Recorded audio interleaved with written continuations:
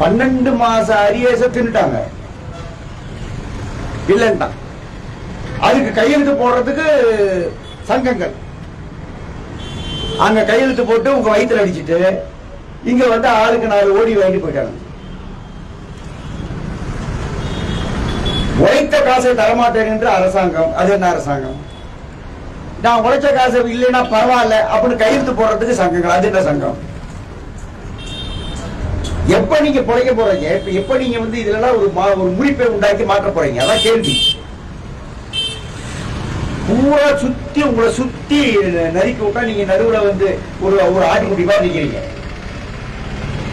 இதை உழைச்சாகும். அதனால இந்த மாதிரி நாம என்ன முடிவு எடுத்தோம்? எனக்கு வாக்குறுதி கொடு, இத்தனாம் தேதி கொடுப்பேன்னு சொல்லு. அது வரைக்கும் எங்க போராட்டம் தொடரும். அவங்க என்ன நினைச்சாங்க? ஒரு நாள் 2 நாள் அப்படின்னு நினைச்சாங்க. ஸ்டாலின் அவர்களை இப்ப சொல்றேன் கேட்டுக்காங்க. 1 மாசம் ஆனாலும் 2 மாசம் ஆனாலும் நிக்காது. ஞாபகம் வச்சு எல்லாரையும் திரட்டி நடத்துவோம். நம்முடைய ஒட்டுமொத்த தமிழ்நாட்டில் இருக்கிற சிஐடி சங்கம் முழுவதையும் திரட்டி இந்த அக்கிரமத்தை நாங்க கேட்போம். இது முடிக்கணும். நீ ஜெயில வச்சாலும் ஜெயில் கூட போராடும் இல்லையா? அதுக்கு தெரிஞ்சுக்க. எத்தனை காலத்துக்கு பொறுத்துக்குவோம் அவன் தொழிலாளி? சர்வீஸ்ல இருக்கிறவனுடைய அரியஸை கொடுக்க மாட்டேன்ற. 2 மாசம் அரியஸ் தரேன்னு சொன்னீங்க, இன்னும் தரல.